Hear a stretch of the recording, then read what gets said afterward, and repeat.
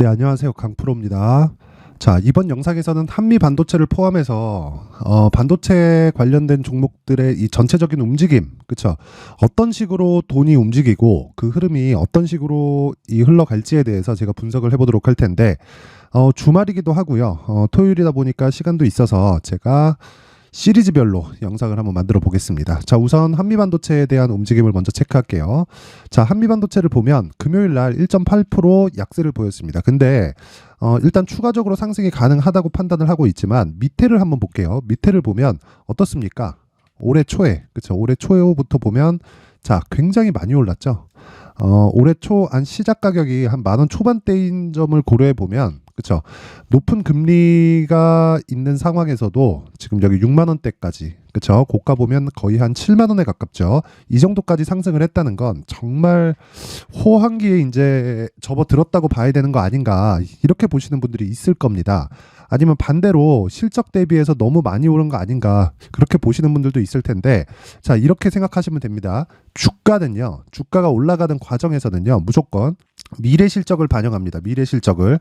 자, 그걸 이번 주에 엔비디아 실적이 나왔죠. 엔비디아 실적이 나오면서도 느끼셨어야 돼요. 자, 엔비디아 실적이 굉장히 좋게 나왔다는 건 알고 계실 겁니다.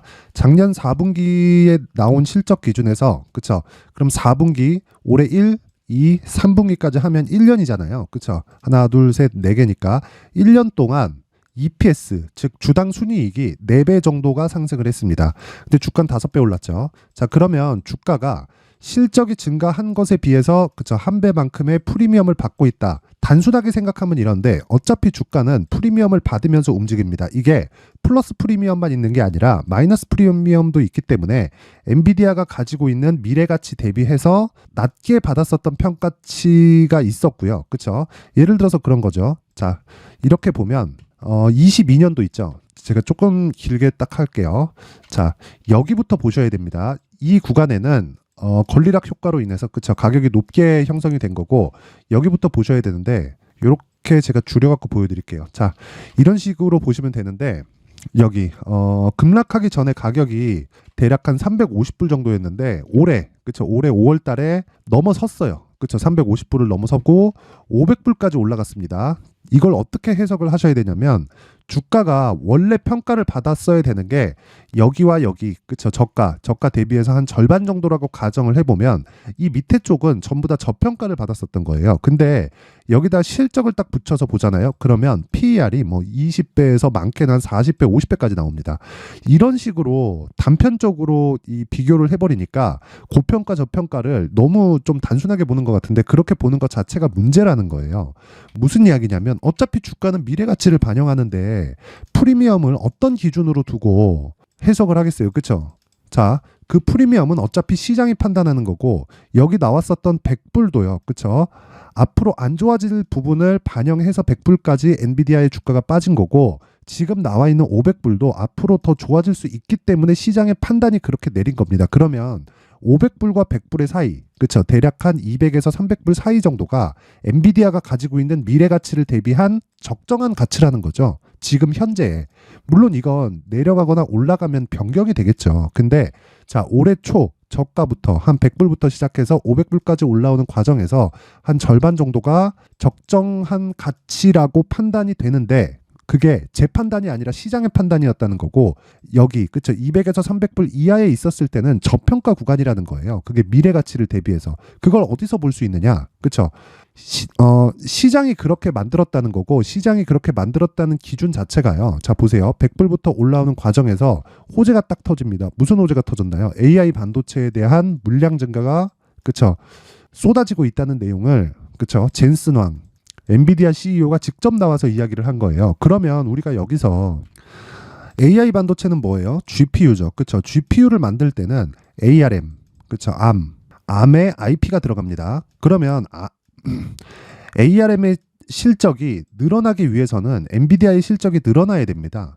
그러면 여기 AI GPU라고 하는 AI 반도체가, 그쵸, AI 반도체에 대한 실적, 그쵸, 수요가 늘어나면 늘어날수록 메모리 실적이 늘어날 수밖에 없는 거예요. 근데 거기서 발생하는 건 시간차가 존재한다. 즉 엔비디아의 실적이 증가하면 증가할수록 ARM, 그쵸? ARM의 실적이 증가하는 구조가 만들어지죠. 왜?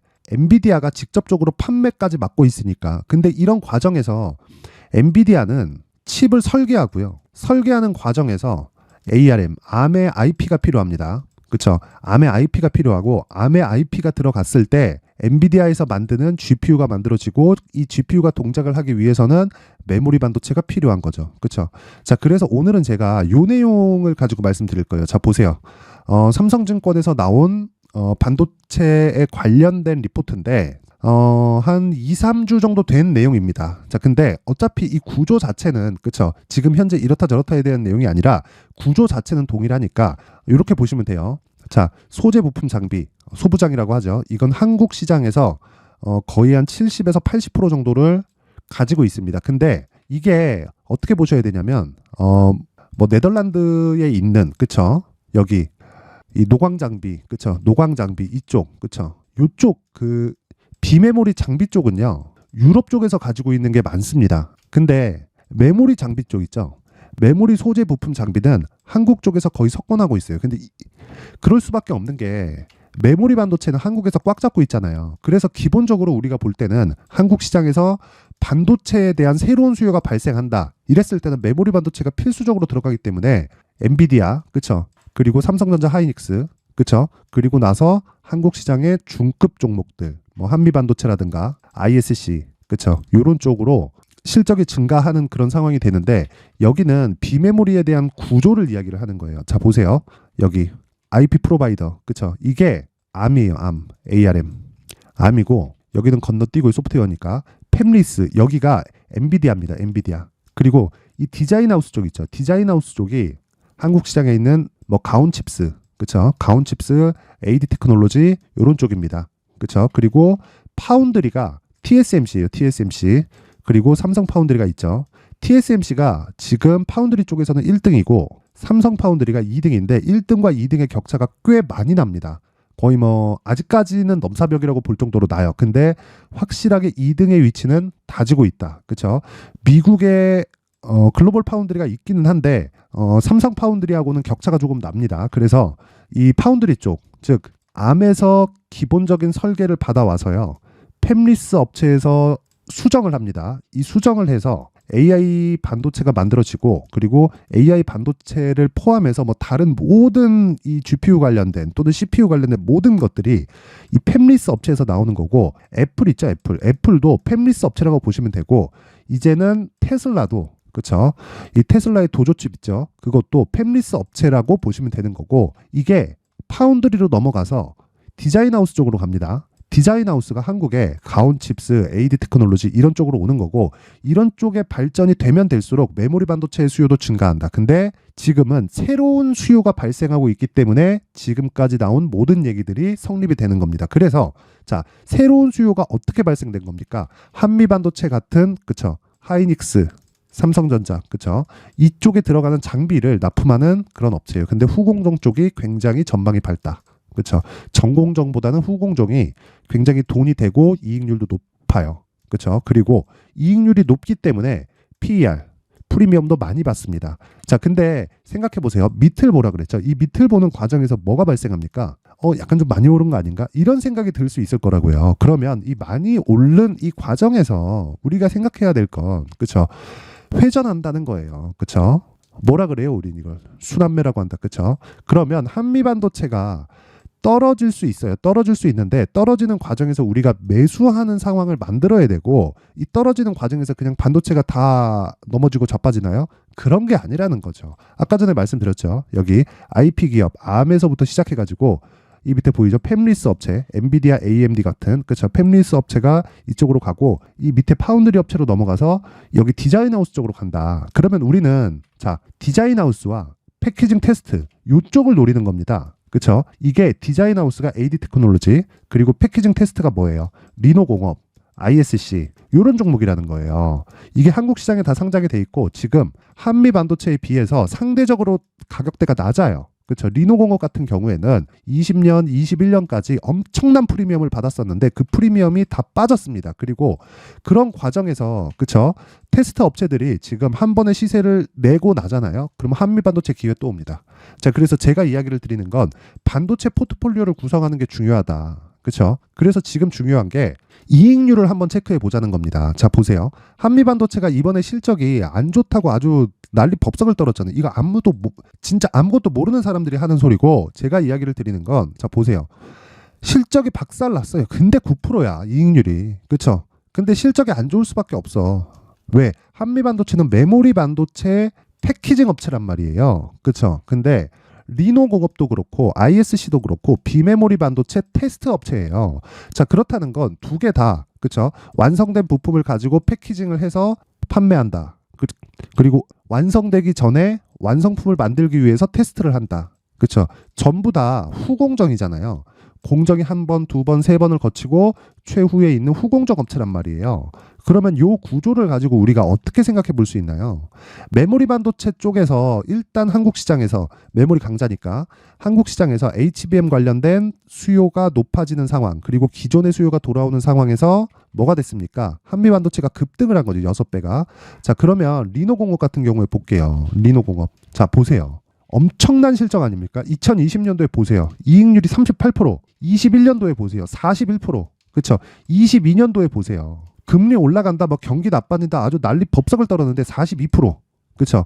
올해 아주 개박살 났다. 이런 상황에서도 40%. 그렇죠? 올해 3분기 실적 보세요. 45%. 이게 엔비디아, 그렇죠? AMD, 삼성, 하이닉스 여기서 주는 이익률이 이따위예요. 이따위. 이 마진을 주면서도 쓴단 말이에요. 그렇다는 건 대체 불가능하다는 겁니다.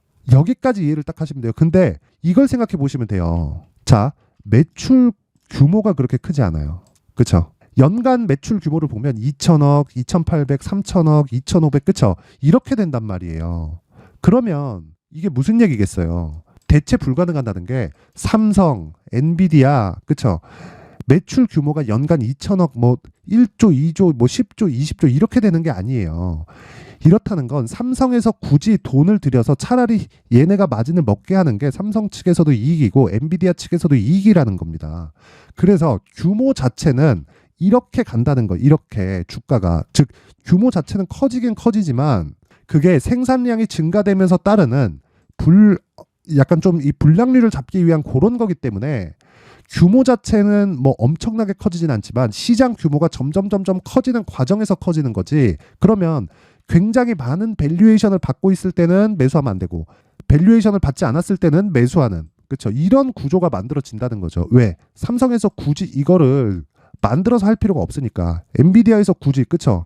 1년에 뭐 3천억 뭐 1조도 나오지 않는 이런 이 매출 규모 때문에 굳이 만들어서 할 필요가 없잖아요. 차라리 야, 그래, 니네 돈 먹을 거 먹어라, 이렇게 하는 게 더 낫다는 겁니다. 그러니까 대체 불가능한데 굳이 여기다 투입할 필요도 없다. 자, 보세요. 자, 하이닉스 보겠습니다.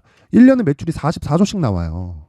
메모리 반도체 박살났다. 이익 말고 박살난 그 상황에서도 계속된 적자를 보고 있는데도 매출 31조예요. 자, 그러면 1년에 1조 매출도 나오지 않는 기업을, 그쵸? 마진을 뭐 30%, 40% 먹는다 그래가지고 이거 뭐 하겠어요. 그쵸? 그래서 한미반도체도 마찬가지라는 겁니다. 자, 이 내용을 보시면 한미반도체 같은 경우에도 2020년, 21년, 22년, 23년 보세요. 매출 보면 2,500, 3,700, 3,200, 그쵸? 이렇게 되잖아요. 여기도 1조도 되지 않는데 이익률 한번 보세요. 25, 32, 34. 이거는, 그쵸? 반도체에 대한 경기에 따라서 되게 안 좋은 상황이 나올 수도 있습니다. 근데 대체 불가능하다는 거예요. 그리고 굳이 여기다가 삼성, 하이닉스가, 그쵸? 굳이 만들어서 할 필요도 없는 겁니다. 요걸 알아야 돼요, 요거를. 그쵸? 그래서 지금 한미 반도체를 포함해서 반도체 포트폴리오를 구성할 때가 됐다. 자, AI 반도체 관련된 수요가 급증하고 있다. 그럼 기존 수요가 앞으로 도래하겠죠. 이게 첫 번째 매수 포인트. 그렇죠? 그리고 나서 AI 반도체가 혼자 작동하나요? 메모리 반도체가 작동을 하잖아요. 그럼 메모리 반도체가 포함되기 때문에 이 메모리 반도체를 포함시키면 어떻게 됩니까? 메모리 반도체에 대한 수요도 새로운 수요가 돌아온다. 이게 매수 포인트 두 번째. 그리고 한미 반도체를 포함해서, 그렇죠? 상대적으로 10,000원부터 60,000원까지 갔으니까 여기서 다른 쪽으로 눈을 돌려야 될 필요가 있다는 거죠. 그게 한미반도체를 포함해서 AD 테크놀로지, 그쵸? 그리고 뭐 리노공업, 그쵸? 테스트 업체 이쪽에 대한 함께 포트폴리오를 구성했을 때, 그쵸? 한미반도체가 내려가더라도 우리는 괜찮다. 왜? 상대적으로 이쪽으로 가는 쪽이 있고 이쪽, 그쵸?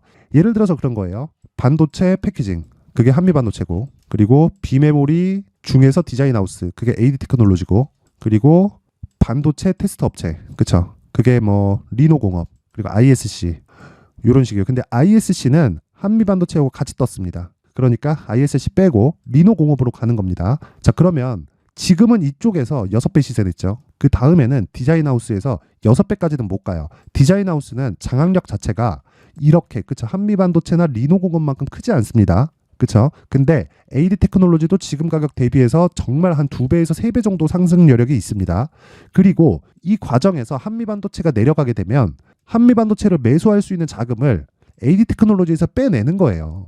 그렇죠. 그러면 한미반도체도 보유하고 AD 테크놀로지도 보유하고 리노공업도 함께 보유했을 때 이게 순차적으로 움직이게 되면 우린 베스트가 되는 거죠. 그렇죠. 그래서 반도체 포트폴리오를 구성하는 게 중요하다는 거고, 지금 중요한 건 한미반도체의 가격과 단기 보유 전략이다. 이 과정에서 제가 지금까지 말씀드렸던 AI 반도체를 포함한 디자인하우스, 그렇죠? 디자인하우스와 그리고 테스트 업체까지, 그렇죠? 이 전략이 모두 다 들어가 있다. 기본적으로 2주 안에, 그렇죠? 단기 2주 안에 수익을 볼 수 있는 가격대를 잡는 게 핵심 전략입니다. 자, 그래서 이 내용까지 제가 영상에서 이야기를 드리면 너무 긴 이야기가 될 수 있기 때문에 여기 19페이지에 걸쳐서 내용을 정성스럽게 준비를 해왔고요. 자, 이 내용은요, 제가 다 무료로 배표를 하겠지만 그래도 만든 사람의 성의를 생각해서 최소한의 성의를 보여주시는 분들에 한해서만 제가 한미반도체의 가격 그리고 단기 보유 전략을 공유해 드리도록 할 테니까 시청해 주시는 모든 분들이 상단에 있는 전화번호로 숫자 3이라고 문자를 보내주시는 분들에 한해서만 제가 한미반도체의 가격 그리고 단기 보유 전략과 함께 지금까지 말씀드렸던 반도체 포트폴리오를 구성하는 방법을 제가 다 공유를 해드리도록 하겠습니다. 자, 그리고 이런 과정에서 제가 매매를 어떤 식으로 끌고 가는지 궁금하신 분들은요, 여기 강프로의 무료 소통방에서 정확하게 진행을 하고 있고, 이 내용을 보면, 자, 보세요. 여러 가지 종목들을 매매하고 단타까지 진행을 합니다. 자, 그런데 자, 제가 맨 처음에 ISC를 포함해서, 자, 보세요. ISC 제가 언제 매수했나요? 5월 25일 올해, 그쵸? 49,800원에 매수했다. 근데 ISC 지금 얼마냐, 그쵸? 고가 찍고 내려왔는데도 8만 원입니다. 그쵸? 한 70에서 80% 수익. 지금 상황에서도. 물론 저는 매도를 했는데, 그쵸? 고가에 정확하게 매도한 건 아니고 내려온 걸 확인해서 충분한 수익이 발생했잖아요. 그쵸? 5월 이 정도에 샀고, 이 제가 딱 산 가격이 신고가라는 겁니다. 그래서 저는 항상 신고가 매매만을 한다는 거를 알고 계셔야 되고, 그리고 이런 과정에서 제가 종목을 옮깁니다. 자, 보세요. 한미반도체, 그쵸? 한미반도체로 이동한다. 한미반도체 65,500원, 그쵸? 한미반도체 지금 얼마입니까? 지금 66,500원인데 이때 가격 24,000원대였다는 거예요. 자, 보세요. 지금 68,000원이죠, 그쵸? 그러면 정확하게 이 구간에 ISC와 함께 한미반도체를, 그쵸, 포트폴리오를 구성을 해놨다는 게 되는 거고요. 수익이 정말 충분히 발생을 했겠죠. 당연히 여기서 제가, 자, 리노공업과, 자, 보세요. 여기 리노공업과, 자, 리노공업, 그쵸? 비메모리 테스트 기업이다. AD 테크놀로지 11월 23일 날, 그쵸? 여기가 아까 전에 말씀드렸던 디자인하우스입니다. 자, AD 테크놀로지 26,700원까지 올려서 매수한다. 반도체 중에서 디자인하우스 기업들이 강세를 보입니다. 가온칩스가, 이거 오타예요, 오타. 가온칩스가 상승폭으로는 높지만 매수는 AD 테크놀로지로 갑니다. 이게 11월 23일 날 나온 내용입니다. 그러니까 저는 이미 AD 테크놀로지를, 자, 보세요. 7% 상승. 그쵸? 요날 있죠, 요날. 딱 신고가를 가고 나서 계속 추적을 했고 한미반도체와 교체할 수 있는 그런 상황을 봤는데, 한미반도체를 보유하고 계신 분들은 AD 테크놀로지도 함께 담아놓자. 그랬을 때 내가 전체적인 포트폴리오 구성이 완료되고 리노공업도 곧 가격이 온다. 그런 내용을 제가 아까 전에 말씀드렸던 가격과 단기 보유 전략에 모두 다 담아놨고요. 그리고 실시간 내용이 궁금하다 하시는 분들은 여기 강프로의 무료 소통방으로 입장을 하시면 제가 다 무료로 운영을 하고 있으니까 실시간 반도체 관련주들을 어떤 식으로 포트폴리오를 구성할지, 그리고 앞서서 보신 것처럼, 그쵸? 5월부터 시작해서 6, 7, 8, 그쵸? 이때 정말 막 막 2배, 3배씩 터졌습니다. 앞으로도 그런 시세가 발생할 수 있는 상황을 제가 만들어 드리도록 하겠습니다. 그리고 단타도 계속 진행하고 있고 하루에 5에서 10% 정도 계속된 수익이 발생하고 있으니까 근데 무조건 이 구간에서는 무조건 신고가입니다. 신고가 종목만 매매한다는 걸 아시고 내가 어떤 종목을 매수해야 될지 모르겠다 하시는 분들은 자, 소통방으로 들어오세요. 제가 정확하게 임팩트 있는 종목을 잡아드리도록 하겠습니다.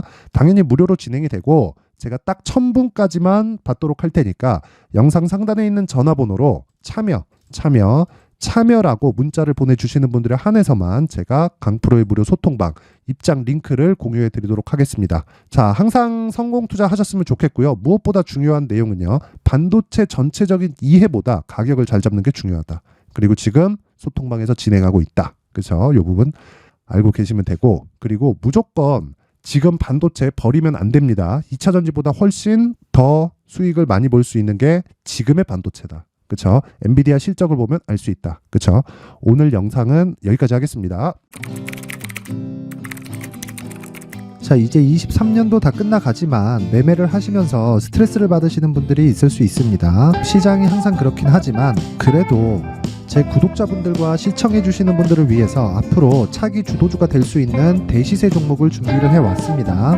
물론 단타에 목말라 하시는 분들이 있을 수 있습니다. 자, 그런데 단타의 문제는요, 위험관리입니다. 단타에서의 위험관리는 손절 말고는 없기 때문입니다. 자, 그래서 항상 제가 단타는 재능이 필요하다고 이야기를 드리는데 단타에서의 재능은요, 단순하게 차트를 보면서 단타를 치는 기술적인 문제가 아닙니다. 손절에 대한 심리적인 압박을 이겨내면서 매매를 해야 되기 때문에 장기간 유지하기가 사실상 어렵습니다. 한두 번 해보면 할 수 있는지 없는지 알 수 있을 겁니다. 자, 그래서 단타나 짧은 수익만을 쫓다 보면요, 잦은 손절로 계좌가 망가지는 건 순식간이고요. 그만큼 수익하고는 거리가 멀어지겠죠. 장기간 유지하기가 어렵기 때문입니다. 결과적으로 주식시장에서 돈을 벌기 위해서는요, 어떤 계기를 만들어야 되는데 그 계기는 한 종목에 비중을 실어서요, 수익을 보는 것 말고는 없습니다. 쓸데없이 잦은 매매를 하지 말라는 이야기고요. 그리고 한 종목에 비중을 실을 수 있어야 된다는 겁니다. 그런데 이 비중을 실는 과정에서 성장 산업군에 대한 이해가 필요하다는 겁니다. 이 부분을 반드시 기억을 하셔야 돼요.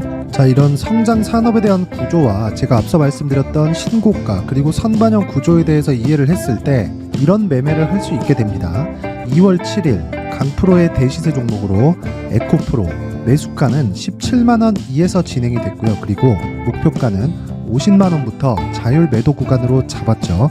예상 수익 범위가 200% 이상으로 되어 있는데 신고가 이후에 선반영 평균치가 200% 이상이기 때문에 그렇습니다. 자, 그런데 에코프로가 2차전지 양극재 기업이죠. 자, 근데 2차전지 양극재는 친환경이라는 범주 안에 속해 있다고 보시면 됩니다. 근데 제가 항상 이야기를 드리죠. 시세는 항상 연결된다고요. 앞으로 나올 대시세 종목도 이런 친환경이라는 성장 산업군에 포함되어 있어야 됩니다. 자, 이런 성장 산업군에 포함되어 있는 걸 확인한다면 이 내용처럼 세 가지의 공통점을 가지고 있습니다. 1년에 많은 종목이 발생하지 않고요. 그리고 세력들의 장기간 매집 구간이 확인돼야 되고, 그리고 상승하기 시작하면 평균적으로 3개월 정도의 상승 구간을 보이기는 하지만 제가 2개월이라고 작성을 해온 건 한 가지 내용 때문입니다. 한 달은 확인하는 과정이 필요하기 때문입니다. 이게 무슨 얘기냐면 성장 산업에 대한 부분 그리고 이런 공통점, 여기다가 기술적인 내용을 다 포함을 시키더라도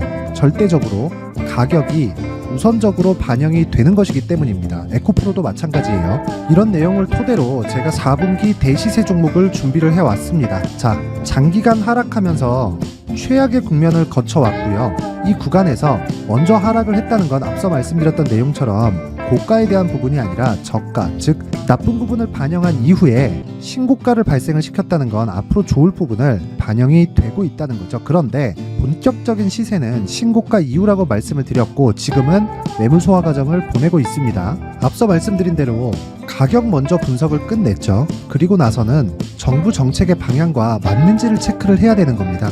2023년 대시세 종목인 에코프로도요, 정부 정책의 방향에 맞는 종목이라고 볼 수 있겠죠. 물론 이런 종목들도요, 신고가 이후에 시세를 낸다는 건 반드시 기억하고 있어야 됩니다. 자, 이런 내용을 토대로 23년 상반기 에코프로와 같은 대시세 종목을 준비를 해왔습니다. 자, 하반기 대시세 종목은 영상 상단의 전화번호로 대시세라고 문자를 보내주시는 분들에 한해서만 공유해드리도록 할 테니까 영상 상단의 전화번호 확인해서 하반기 대시세 종목으로 큰 수익 내셨으면 좋겠습니다.